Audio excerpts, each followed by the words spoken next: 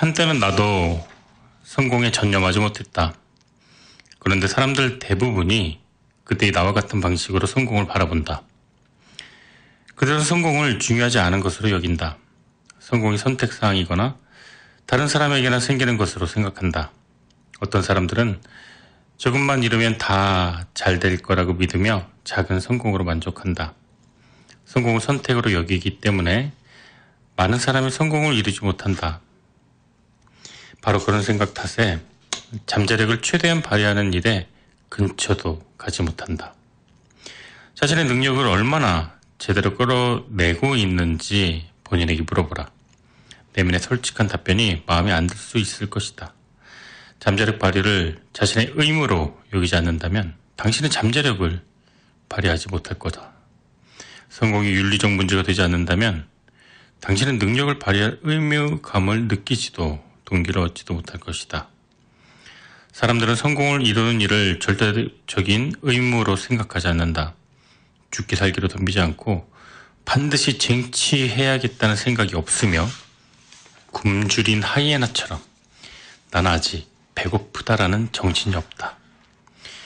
그리고 성공을 이루지 못한 이유에 대한 핑계를 늘어놓느라 남은 인생을 허비한다. 성공을 의무가 아니라 선택이라고 생각할 때 생기는 일이다. 우리 가족은 성공을 매우 중요한 일, 가족의 생존이 달린 일로 여긴다. 나와 아내는 성공에 대한 의견이 일치한다.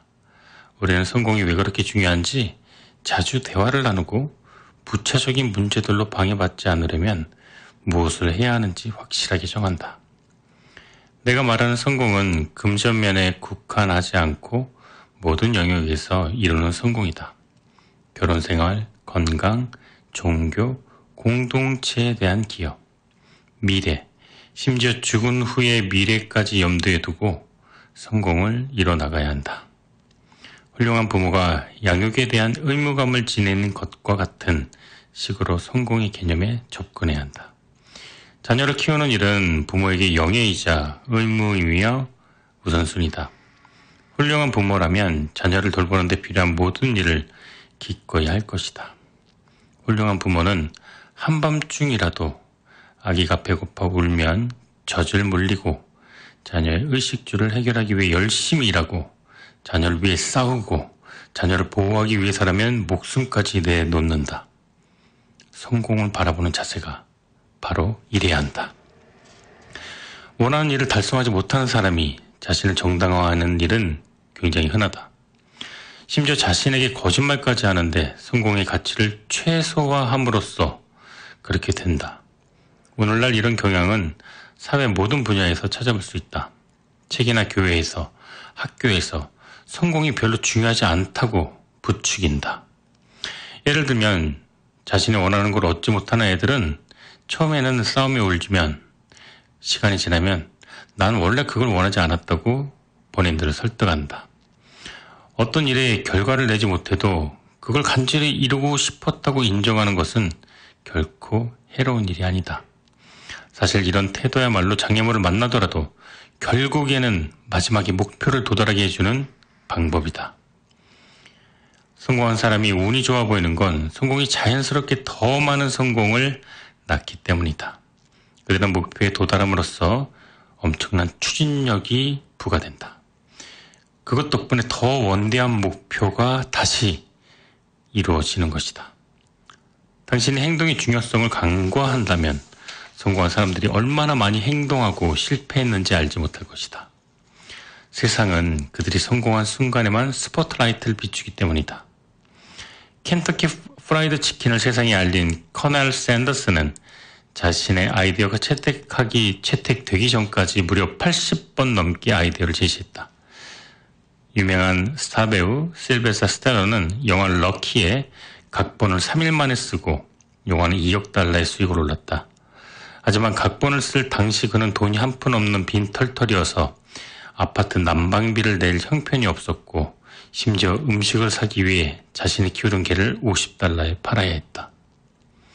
월트 디즈니가 놀이공원 만들겠다는 아이디어를 냈을 때 사람들은 비웃었지만 지금 전 세계 사람들이 100달러, 200달러짜리 티켓을 사려고 줄을 쓰고 있다.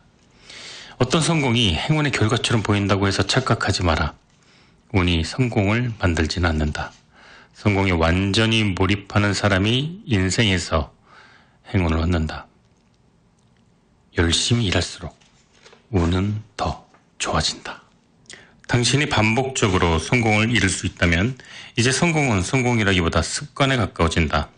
성공이 누군가에게는 일상이 되는 것이다. 성공한 사람은 자기력 같은 것을 지녔다고 묘사되기까지 한다. 그들은 사람들을 끌어당기는 마법 같은 매력을 가지고 있다. 왜일까? 성공한 사람들은 성공을 의무이자 사명이며 책임으로 보기 때문이다. 심지어 성공을 자신의 권리라고 여긴다. 두 사람에게 성공의 기회가 닥쳤다고 해보자. 성공을 자신의 의무라고 믿고 손을 뻗어 움켜쥐는 사람이 성공할까? 아니면 안다면 말고 이렇게 태도를 지닌 사람이 성공할까? 눈을 떠보니 성공했다라는 말을 듣지만 실제 그런 일은 불가능하다. 성공은 언제나 앞서 한 행동의 결과로 일어난다. 사소해 보이는 행동이든 오래전 행동이든 그 행동들이 쌓여 성공을 이룬다. 성공을 거둔 사업가, 제품, 배우, 밴드 등을 보고 하룻밤 사이에 벼락스타가 됐다고 생각하는 사람은 그 사람이 성공하기 위한 엄청난 노력을 무시하는 것이다. 성공한 사람들이 승리를 쟁취하기 위해 얼마나 많은 노력을 했는지 일반 사람들은 알지 못한다. 성공한 사람에게 승리는 그들이 받아 마땅한 보상이다. 성공을 자신의 의무이자 사명이며 책임이라고 끝없이 주장해야 한다. 나는 어떤 상황에서든 성공이 당신의 의무이자 사명이며 책임이 되는 확실한 방법을 알려준다. 꿈의 크기가 어떻든 중간에 어떤 장애를 만나던 시기가 어떻든 사업 종류나 아이템이 무엇이든 성공은 당신의 의무다. 당신의 사명이다. 당신의 책임이다. 수동적으로 행동하는 사람이 아니라 스스로 앞장서 행동하는 사람이 되어 모든 상황에 접근하면 당신의 삶을 훨씬 더 잘 통제할 수 있게 된다. 성공을 쟁취하거나 못하는 일은 당신의 생각과 행동의 직접적인 결과다. 긍정적인 일이든 부정적인 일이든 바로 당신이 모든 일의 근원이자 원동력이며 출발점이자 원인이다. 모든 일이 잘 되길 바란다면 당연히 모든 일에 책임지는 자세를 취해야 한다. 그렇지 않으면 유익이 아닌 핑계를 만들어내느라 10배 더 많은 에너지를 허비하게 될 것이다. 성공이 우연히 생기거나 일부 사람에게 생긴다는 것은 잘못된 것이다. 내가 제안하는 방법이 효과가 있다는 걸 난 알고 있다. 내가 바로 이 방법을 사용해 성공을 쌓아왔기 때문이다. 나는 이른바 좋은 인맥을 활용할 수 있는 특권층 집안 출신이 아니다. 내게는 회사를 설립할 돈이 없었고 다른 사람보다 특별히 더 뛰어난 재능도 없었다. 그런데 나는 부, 신체, 영성, 정서 면에서 성공을 쌓을 수 있었다. 내가 이뤄낸 성공의 크기는 다른 사람들이 내게 기대하는 수준을 훨씬 넘어선 수준이었다. 이런 성공이 어떻게 가능했을까? 바로 엄청난 행동력과 통제력을 발휘하고 모든 결과에 책임을 졌기 때문이다. 독감, 배탈, 자동차 사고, 도난 사건, 컴퓨터 고장, 심지어 정전까지 나는 모든 일에 통제력과 책임감을 발휘했다. 어떤 일이든 우연히 일어나지 않고 나 때문에 일어난다고 진심으로 믿기 시작한 후에야 비로소 나는 행동량을 10배 높은 수준으로 늘릴 수 있었다. 내가 어디로 가든 그곳에는 내가 있다. 이 간단한 말을 통해 내가 문제의 원인이자 해결 책임을 이해할 수 있었다. 이런 관점을 지니면 자신이 피해자가 아니라 인생에서 일어난 모든 일의 원인이라고 생각하게 된다. 나는 내 실패를 정당화하려고 다른 사람이나 다른 대상을 비난하지 않았다. 물론 내게 일어나는 일에 대한 결정권을 항상 내가 가질 수는 없는 노릇이다. 그래도 그 일에 어떻게 반응할지에 대한 선택은 언제나 내게 있다. 수많은 사람이나 책이 성공은 여정이라고 말하지만 그렇지 않다. 성공은 당신이 통제하고 책임진 결과로 생겨나는 어떤 상태다. 당신은 성공한 사람이 될 수도 있고 그렇지 못한 사람이 될 수도 있다. 그리고 징징대고 투덜대고 피해자를 자초하는 사람은 결코 성공할 수 없다. 틀림없이 당신에게는 아직 활용하지 못한 재능이 있을 것이다. 잠재력이 당신 안에 갇혀 있다. 당신은 탁월함을 향한 열망을 키웠으며 성공에는 한계가 없다는 사실을 잘 알게 됐다. 책임감의 크기를 키우고 당신에게 일어나는 모든 일에 통제력을 발휘하라. 어떤 일이든 우연히 일어나는 법은 없고 모든 일은 당신 때문에 일어난다는 사실을 잊지 마라. 한 번 성공으로 만족하면 곧 모든 것을 이룰 수 있다는 것을 잊지 마라. 한 번 숨 쉬어도 반드시 그 다음 숨이 필요한 것처럼 계속 끊임없이 성공해야 한다는 것을 기억하라. 성공을 이루려면 정확하게 얼마나 행동해야 하나요? 내가 오랫동안 받은 질문이다.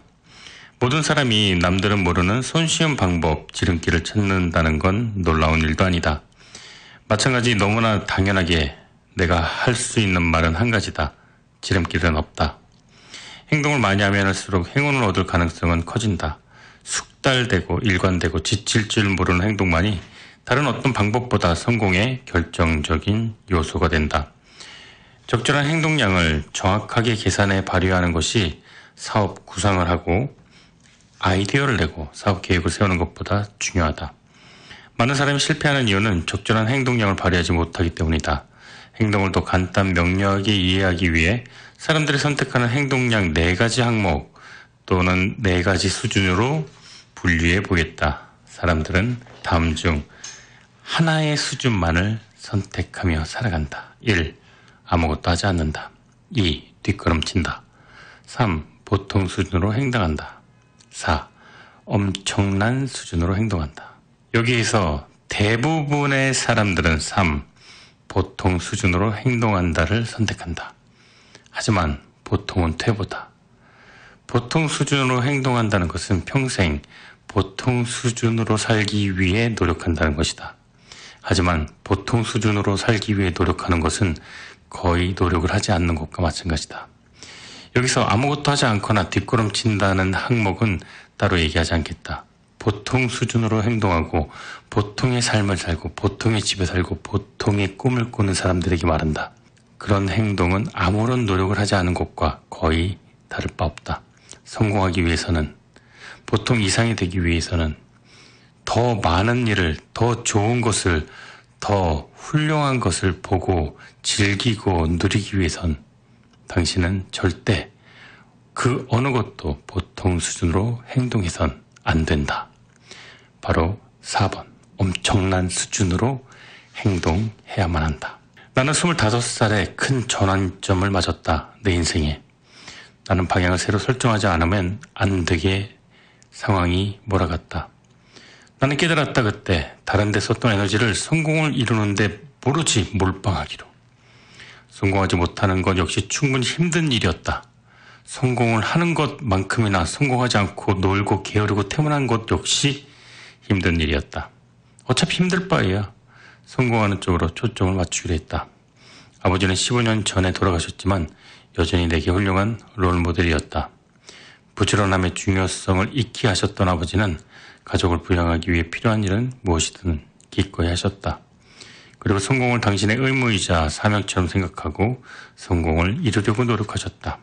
실패의 길과 잘못된 길에서 나는 결국 벗어났다. 25 나이에 나는 나의 모든 에너지를 커리어 발전에 쏟기로 결심하고 그렇게 했다. 25세 이후 내가 잘한 일 한 가지는 내 앞에 놓인 일이 무엇이든 나는 엄청난 행동량으로 접근했던 거다. 처음으로 세일즈를 하고 최초로 창업한 회사, 나는 그 회사를 위해, 그 세일즈를 위해 엄청난 행동력을 발휘했다. 아무것도 안 하거나 뒷걸음치거나 보통 수준으로 생각하거나 일하는 적은 결코 없었다. 나는 목표를 향해 계속해서 끈기 있게 엄청난 수준의 행동력을 발휘하며 힘차게 달려갔다. 그런데 엄청난 행동은 새로운 문제를 일으키곤 했다. 당신에게 아직 문제가 생기지 않았다면 이 수준의 행동이 제대로 이루어지지 않았다는 것이다. 29의 세미나 사업을 시작했을 때 나는 이름을 날리기 위해 10배의 법칙을 활용했다. 아침 7시 일과를 시작해 밤 9시가 넘어 호텔로 돌아갔다. 난 하루 종일 판촉 전화를 걸어 여러 회사 영업부서와 경영팀에 프레젠테이션을 제안했다. 하루에 방문한 회사가 40개가 넘었다. 한 번은 텍사스주 엘파소에 갔다. 처음 가보는 도시고 아는 사람이 없었지만 나는 그곳에서 2주간 머물며 모든 회사를 조사했고 모두를 고객으로 만드는 데는 성공하지 못했지만 엄청난 행동력을 발휘함으로써 엄청나게 많은 거래처를 확보했다. 엄청난 행동을 할 때는 얼마나 많은 시간을 일해야 하는지는 생각하지 말고 하라. 이 네 번째, 엄청난 수준의 행동을 하기 시작하면 마인드셋이 바뀌고 결과 또한 달라진다. 엄청난 행동을 할 때 당신은 평범한 날을 보내던 때보다 더 일찍 기회를 잡을 것이다. 시간도 잘 갈 것이다. 보람도 있을 것이다. 그리고 더 오히려 게임하고 술 먹고 약을 취해 있는 것보다 더 행복할 것이다. 평범한 하루는 이제 과거다. 나는 엄청난 행동량을 계속해서 발휘했고 전념했고 그 결과 특별한 무엇이 아니라 엄청난 행동량이 바로 나의 습관이 되었다. 보통으로는 꿈도 성공도 없다. 주위를 한번 둘러보라. 보통의 머무르는 일로 가득한 세상을 보게 될 것이다. 앞서 언급했듯이 보통 수준이 사회에서 용인되고 그 수준을 기반으로 중산층이 형성된다. 그렇다 하더라도 현실에서는 보통으로 괜찮다는 생각이 더는 유효하지 않다는 증거가 많아지고 있다. 일자리는 해외로 이전되고 실업률은 커지고 이제는 그럭저럭 버티기도 힘든 중산층이 생겨나고 수명은 늘어나는데 퇴직금으로는 생계를 더 이상 노년까지 유지할 수 없다. 보통의 중독된 태도가 꿈의 실현 가능성을 말살한다. 다음 통계를 살펴보자. 보통 수준의 근로자가 1년에 읽는 책은 평균 한 권이 채 되지 않는다. 일하는 시간은 주당 평균 40시간 정도가 된다. 미국에서 가장 연봉이 높은 CEO는 보통 수준 근로자보다 300배 더 많은 연봉을 받고 1년에 60권 이상의 책을 읽는다. 높은 수준의 연봉을 받는 CEO는 일은 적게 하고 책은 많이 읽고 운동도 많이 한다. 적은 수준의 돈을 받는 평범한 노동자는 책은 적게 읽고 운동도 거의 안 하고 열심히 그 보통 수준의 생활을 유지하기 위해 하루 종일 일만 한다. 많은 CEO는 막대한 연봉을 받는다는 이유로 비난을 받지만 사람들은 그들이 현재 자리에 도달하기 위해 얼마나 치열한 생각과 행동을 했는지 모른다. 가끔은 그들이 너무 쉽게 일하는 것처럼 너무 놀고 일도 안 하는 것처럼 보일지 모르지만 좋은 학교 졸업하고 좋은 인맥 쌓고 먹이사슬 위로 올라가기 위해 그들은 엄청난 사고력과 행동력을 발휘해야 했다. 이 사실을 사람들은 쉽게 잊는다. 2008년에 불어닥친 극심한 경제 위기를 겪은 후에 스타벅스 창립자 하워드 슐츠는 미국의 다른 CEO들처럼 비용을 줄이고 매장을 정리하기 시작했다. 그리고 다른 CEO들이 하지 않는 행동을 했다. 그는 전국을 돌며 스타벅스 고객을 만났다. 보통 수준의 근로자가 퇴근하고 한참 지난 시간에 억만장자인 슐츠는 고객을 더 만족시키는 방법을 찾기 위해 밤늦게까지 매장을 돌아다니며 커피 마시는 고객을 만났다. 이 행동이 언론에 크게 보도되진 않았지만 매우 놀라운 행보였다. 자기네 제품을 구매하는 고객의 의견을 들으려고 밤 9시에 전국 매장을 돌아다닌 것이다. 이는 보통 이상의 훌륭한 마인드셋과 행동을 보여주는 뛰어난 사례다. 그의 행동은 분명히 시장과 고객이 기대하는 수준 이상이었다. CEO가 흔히 하는 행동이 아니었으니까. 그 결과 스타벅스는 견고하고 눈부신 성장을 이어나갔고 이는 주가에 고스란히 반영되었다. 스타벅스가 내놓는 제품은 생필품이 아니다. 그래서 불황기에는 문제가 될 수 있다. 하지만 스타벅스는 꾸준히 매출을 유지하고 브랜드 가치를 높이고 투자자에게 수익을 안겨준다. 이는 제품의 질도 매우 중요하지만 기업을 탁월하게 만드는 진정한 힘은 기업에서 일하는 개개인에 있다는 사실을 증명한다. 슐츠는 상황에 접근한 방법을 정확히 알고 있었다. 불황이나 일시적인 경기 위축이 닥쳐도 그는 조직을 확장한다.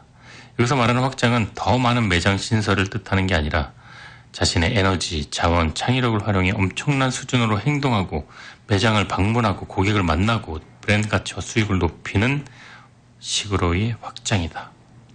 보통 수준을 받아들이는 기업은 머지않아 쇠퇴하고 말 것이다.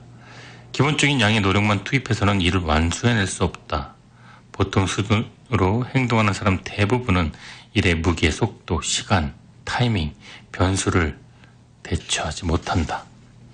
이런 사람들은 저항, 경쟁, 손실, 부정적인 시장 상황, 난관에 부딪히면 바로 실패하고 만다. 목표를 끝까지 유지하지 못하고 결국 성과를 내지 못하는 사람이 많다. 왜일까? 처음부터 목표를 크게 세우지 못한 탓이라고 생각한다. 목표를 설정한 다음 아예 시작조차 못하거나 중간에 포기해버리는 사람을 난 수없이 본다. 난 목표 설정을 다루는 책을 많이 읽었고 이를 주제로 한 세미나도 많이 참석했다. 하나같이 목표를 너무 높게 세우지 말라고 경고한다. 하지만 목표를 낮게 세우면 성과 역시 적게 얻는다. 이것이 현실이다. 원대한 생각을 하지 못한다는 말에는 충분한 행동을 많이, 자주, 끈기 있게 하지 못한다는 의미가 들어있다. 이른바 현실적인 목표에 열광할 사람이 있을까? 그리고 어느 누가 기껏해야 그저 그런 보상을 얻는 일에 열정을 유지할 수 있겠는가? 그래서 목표를 크게 세우지 않으면 저항에 부딪힐 때 포기해버린다. 열정을 유지하려면 다른 데 주의를 돌릴 틈이 없을 정도로 목표를 매우 원대하게 세워야 한다. 평범하고 현실적인 목표를 세우면 허탈감에 빠지기 쉽다. 목표를 이루는 데 필요한 행동을 그렇게 하면 할 수가 없다. 사실 많은 사람이 목표에 너무 관심이 없다. 1년에 겨우 한 번 정도 목표를 적어보는 시기다. 하지만 내가 아는 한 1년에 한두 번 하는 일 중 가치 있는 일은 전혀 없다. 당신이 날마다 하는 행동에 따라 당신 삶이 좌우된다. 그래서 나는 항상 이 두 가지 일을 반드시 한다. 목표를 날마다 적는 것, 도달하기 어려운 목표를 선택하는 것. 이 두 가지는 내 잠재력을 최대한 끌어내어 날마다 행동에 박차를 가하게 해준다. 어떤 사람들은 너무 원대한 목표를 세우면 실망하게 돼서 흥미를 잃게 된다 말하지만 반대다. 목표를 낮게 세워 거기에 매일 크게 신경 쓸 필요가 없다면 그게 더 흥미가 사라지는 지름길이다. 좋은 방법 하나를 소개하겠다. 목표를 이미 달성한 것처럼 적어보라. 난 아침 일어나자마자 그리고 밤에 잠들기 직전에 목표를 적으려고 침대 옆에 늘 노트를 놓아둔다. 사무실에도 목표 노트를 하나 마련해도 새로운 목표나 더 커진 목표를 적는다. 다음 예는 내가 현재 이루려고 노력하는 목표 그리고 기록하는 방법이다. 아직 달성하지 못한 목표다. 하지만 나는 이미 달성한 것처럼 적었다는 점에 주목해야 한다. 여러분도 각자의 사정에 맞는 형편에 맞는 목표를 세우고 그것이 이미 달성한 것처럼 적어야 한다. 그리고 그 목표는 쉽게 이룰 수 없는 것일수록 더 효과적이다. 나는 10% 넘는 수익률을 현금 흐름을 창출하는 아파트 5,000채를 갖고 있다. 내 신체 건강은 완벽하다. 내 순자산은 1억 달러를 초과했다. 내 한 달 수입은 100만 달러를 초과했다. 나는 10권이 넘는 베스트셀러를 썼다. 내 결혼 생활은 완벽하게 너무나도 행복하게 유지되고 있고 다른 사람들의 본보기가 된다. 아내를 향한 나의 사랑은 날마다 커진다. 내게는 훌륭하고 건강한 두 자녀가 있다. 다른 사람에게 나는 받을 돈은 있지만 갚아야 할 빚은 없다. 나는 바닷가에 대출이 없는 엄청나게 아름다운 집을 가지고 있다.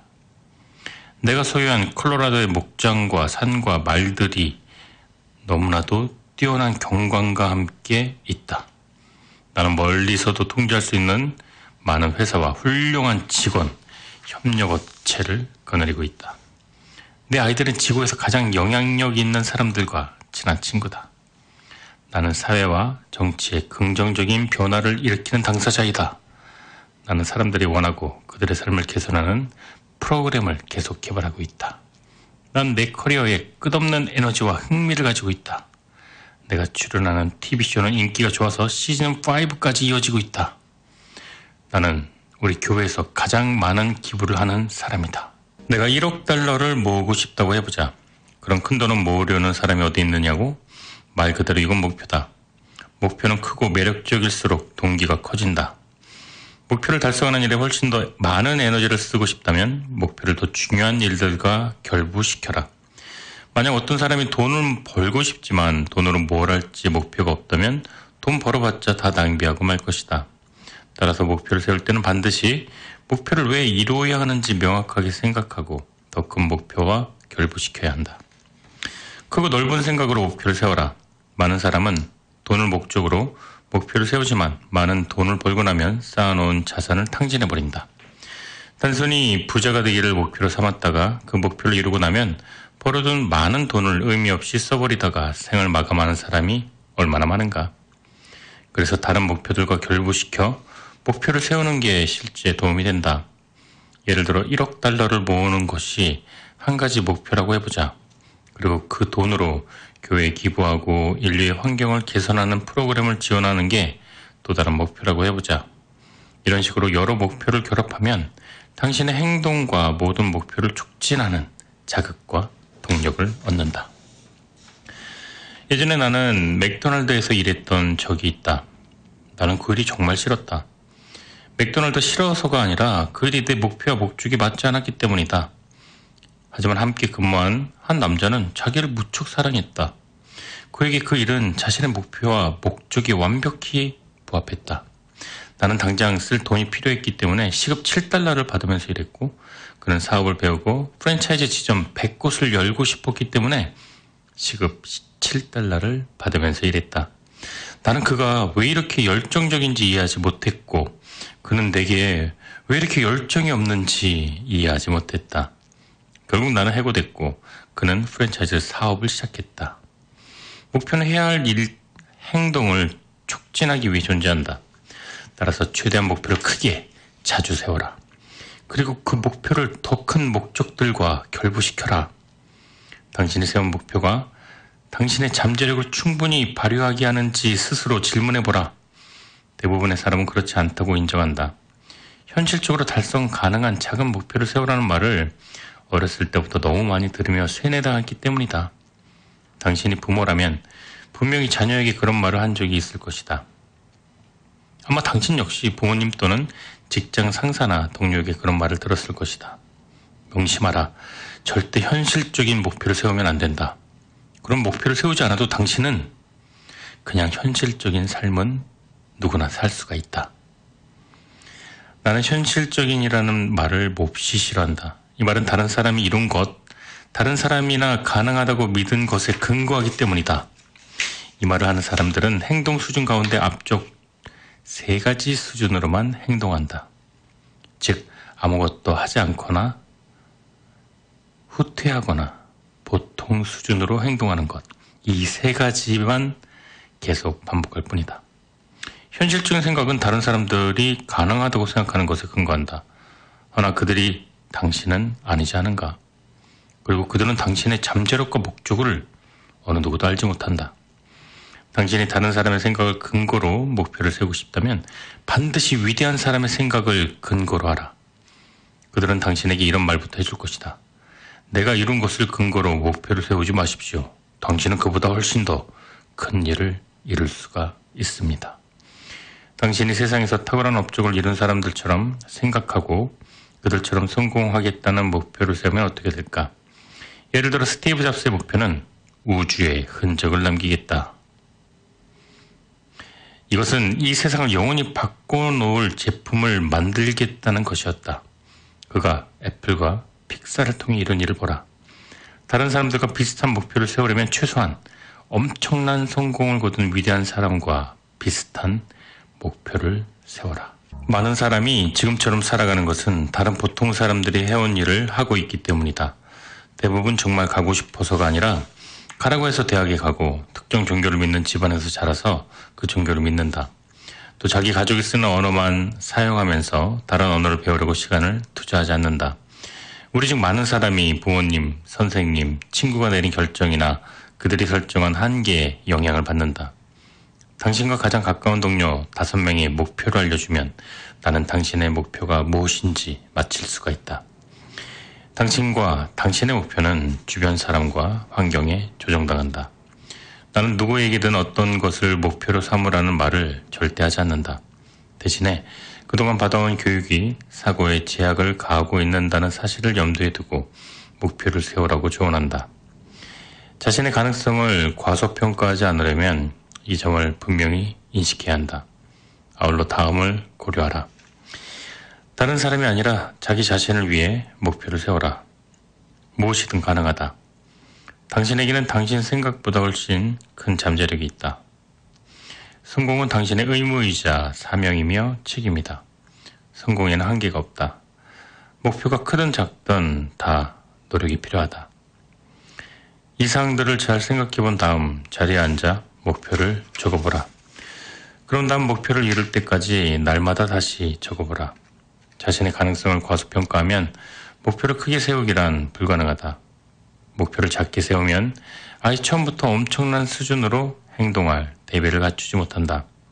10배의 법칙이 누구에게나 적용되지 않는다는 사실을 나는 잘 알고 있다. 그저 평범한 삶을 받아들이는 사람, 또 게으르게 살면서 남들이 먹다 남은 음식에만 만족하는 사람에게는 이 10배의 법칙은 적용되지 않는다. 또 운만 좋으면 기도만 하면 성공할 수 있다고 생각하는 사람에게도 적용되지 않는다. 10배의 법칙은 특별한 삶을 일구는 데 집착하고 과정을 책임지고 싶어하는 사람을 위한 것이다.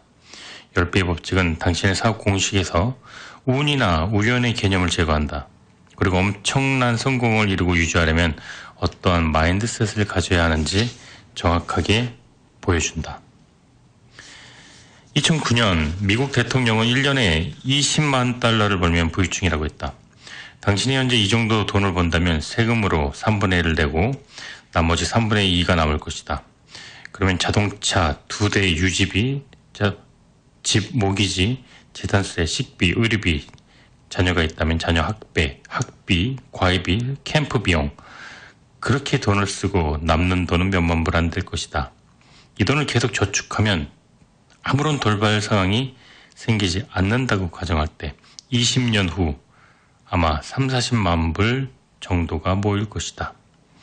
이제 양가 부모님 상태를 고려해보자. 그분들은 노후 계획을 제대로 세우지 않았다. 그분들은 저축한 돈을 다 쓴 다음에도 1, 20년을 더 살 것이고 당신 부부는 그분들을 봉양해야 한다. 이런 상황이 닥치면 당신은 당신의 재산에서 그 목표를 너무 낮게 세웠다는 사실을 이미 깨닫게 된 이후에는 너무 늦는다. 지금까지 자산을 모이는 데 들인 노력보다 더 많은 노력을 현재 자산을 유지하는 데 기울여야 할 것이다. 하나 더 기억해야 할 것은 여러분들의 부모님을 모시고 부모님을 편하게 안락한 곳에 모시는데 당신 부부의 노후까지 준비해야 한다는 것이다. 우리가 사는 이 행성을 뒤덮고 있는 것은 넘쳐나는 자원이다. 당신은 누군가의 것을 뺏지 않고서도 충분한 자원과 재화와 부를 이룩할 수 있다. 미국 최고 경영대학원들에는 지금 기업 실패의 주요 원인 중 하나로 자금 부족을 꼽는데 기업들은 신제품이 인기를 끌려면 얼마나 많은 자금을 투입해야 그리고 홍보를 해야 하는지 잘못 계산하기 때문에 자금 부족에 내몰린다. 보통이라는 개념을 기준으로 삼는 탓에 과소평가하기를 중단하지 못하는 것이다. 내 인생에서 가장 후회되는 것은 열심히 일하지 않은 것이 아니다. 나는 정말로 열심히 일했다. 내가 후회하는 것은 정말로 열심히 일하지 않은 것이 아니라 내 목표를 고작 2배, 3배로 한정했던 그 시절을 후회하는 것이다. 나는 목표를 10배로 잡지 않은 것을 후회한다. 처음부터 나는 내가 달성할 수 있다고 생각한 목표보다 10배 이상 더 큰 목표를 설정했어야 했는데 그러지 못했다. 그 이유는 내 목표가 자란 환경에 영향을 받았고 나는 그 안에 안주했기 때문이다. 그렇다고 해서 누구를 탓할 생각은 없다. 나는 커리어 전반부인 태어나서부터 30년 동안 10배 더 많이 노력하는 데 집중했다. 그리고 앞으로 남은 커리어 후반부 30년은 내 목표를 10배 더 크게 세우는데 나는 온몸을 다해 전념할 것이다. 그러니 당신들도 그렇게 한번 해봐라. 3가지를 당부한다. 1. 목표를 10배 더 크게 세워라. 2. 당신이 세운 목표를 다른 목표들과 결부시켜라. 예를 들면 성공하기, 10만 불 벌기, 멋진 집 사기가 아니라 성공을 해서 그 다음에 무엇을 하기, 멋진 집을 사서 그 집에서 무엇을 하기, 10만 불을 벌어서 그 돈으로 무엇을 하기, 이렇게 또 다른 목표가 계속 연결이 되어야 한다. 3. 이 목표들을 매일 아침 일어났을 때, 그리고 밤에 잠들기 전에 적어라. 당신은 당신 영역에서 일부 리더들보다 돈이 많지 않을 수 있다. 하지만 그렇다고 해서 불리한 건 아니다. 그들이 당신보다 더 많은 투자를 하고 더 많은 광고비를 쓸 수 있을지는 모르지만 당신은 그들보다 더 열심히 일할 수 있다. 소셜미디어, 고객 방문, 우편물, 이메일, 여러 수단을 활용해 그들이 하지 않는 일에 더 많은 노력을 쏟을 수 있다. 당신이 가진 자원을 활용해 작전을 펼쳐라. 에너지, 노력, 창의력, 만날 수 있는 고객 수에는 한계가 없다. 우편이나 이메일로 제품 제안서, 정보, 영상, 링크, 소비자 후기를 보내고 전화하거나 직접 만나서 당신의 제품을 홍보하라. 이 모든 방법을 조합해 다양한 작전을 짜서 많은 돈을 들여 만든 때로는 돈 낭비로 끝나는 광고에 맞서라. 잊지 말아야 할 점이 있다. 경쟁자의 자금 동원 광고에 대응하려고 이런 행동을 할 때 소비자의 관심을 끌기 위해 해야 하는 행동의 양을 절대 과소평가하지 마라. 사람들은 페이스북이나 트위터에 하루 2번 게시물을 올리고 효과가 있다 생각한다. 당신이 이런 생각을 하고 있다면 엄청난 수준의 행동을 이해하지 못한 것이다. 게시물 몇 개로 자기 제품을 알릴 수 있다고 생각하는 사람은 인터넷 규모를 얕잡아 보는 것이다. 비즈니스 성장의 다른 모든 측면과 마찬가지로 당신은 거듭 계속 반복 노출시켜야 하며 그래서 당신 제품이 잠깐 나왔다 사라지지 않고 꾸준히 판매될 거라는 확신을 심어줘야 한다. 소셜미디어는 지금 상황에 누구나 이용할 수 있고 창의력을 발휘할 수 있다. 끈기 있게 꾸준하게 활용하는 사람만이 이 마케팅의 보상을 받는다. 나는 소셜미디어를 처음 시작할 때 하루 2번 포스팅했다. 당시에는 내가 작은 생각에 머물러 있다는 생각을 몰랐다. 또 우리는 한 달에 한 번 홍보 이메일을 보냈는데 수신 거부 요청이 따랐다. 동료들은 이메일 발송을 그만둬야 한다고 주장했지만 정신이 번쩍 들면서 깨달음을 얻은 순간이 바로 그때였다. 나는 뒤로 물러서는 대신 오히려 게시물을 평소보다 10배 더 많이 올리라고 지시했다. 이어서 직원들에게 이메일을 한 달에 한 번이 아니라 일주일에 2번 보내도록 지시했고 난 트위터에 댓글을 개인적으로 하루에 48번을 달았다. 30분마다 한 번이다. 모두 내가 작성했고 정해진 시간에 올라가도록 설정했다. 이러한 방대한 노출 전략으로 불만과 수신 거부 요청이 늘어났으리라 생각할지 모르지만 실제 그런 일 없었다. 오히려 나는 내 행동량에 감탄하는 이메일과 게시물을 읽게 됐고 세일즈 기술을 공짜로 알려주고 동기를 자극하는 정보를 기꺼이 제공해 준다고 칭찬받았다. 그리고 이런 질문을 받았다. 이 모든 걸 어떻게 다 할 수 있나요? 대체 직원이 얼마가 되나요? 시간이 얼마나 많은 거예요? 혹시 휴식은 하시나요? 사람들이 이런 댓글을 달 때마다 그것을 보면서 비슷한 생각하는 사람이 아마 1000명은 넘을 것이다. 그렇다. 나는 수많은 사람의 생각에 영향을 미치기 시작했다. 이렇게 하는데 비싼 비용이 들지 않았다. 내 에너지와 노력, 창의력만 사용하면 된다. 내가 이런 활동을 하고 있을 때 많은 사람이 내 경쟁자로 여기던 한 남자는 소셜미디어를 세일즈에 활용하는 방안을 어떻게 생각하느냐는 질문을 받고 이렇게 대답했다. 아직 검토 중입니다. 그가 검토하고 있는 동안 나는 죽도록 포스팅했다. 하루는 트위터에 나는 트위터를 내 애인으로 만들 것이다 라는 게시물을 올렸다. 이것이 바로 돈을 들이지 않고도 독특한 생각과 행동으로 시장을 지배하는 사례다. 지배하려면 이렇게 해야 한다. 엄청난 행동량으로 시장에 침투하지 않는다면 또는 그럴 생각이 없다면 당신은 시장을 지배할 수 없다. 최근 나는 어느 달 26일에 한 의뢰인이 이런 문자를 보냈다. Hey Grant, 가게를 유지하려면 이번 달에 순매출 $10,000를 올려야 합니다. 어떻게 해야 그럴 수 있을까요? 나는 일요일에 미식축구 경기를 보다가 그 메시지를 받았다. 그래서 지금 혹시 미식축구 경기 보고 있습니까? 이런 문자를 보냈다. 그는 그렇습니다라고 답했다. 난 말했다. 지금 스포츠 중계나 보면서 일요일을 보내고 있나요? 나가서 홍보물을 돌려야죠. 당신이 얼마가 필요하든 그보다 더 많은 돈을 버세요.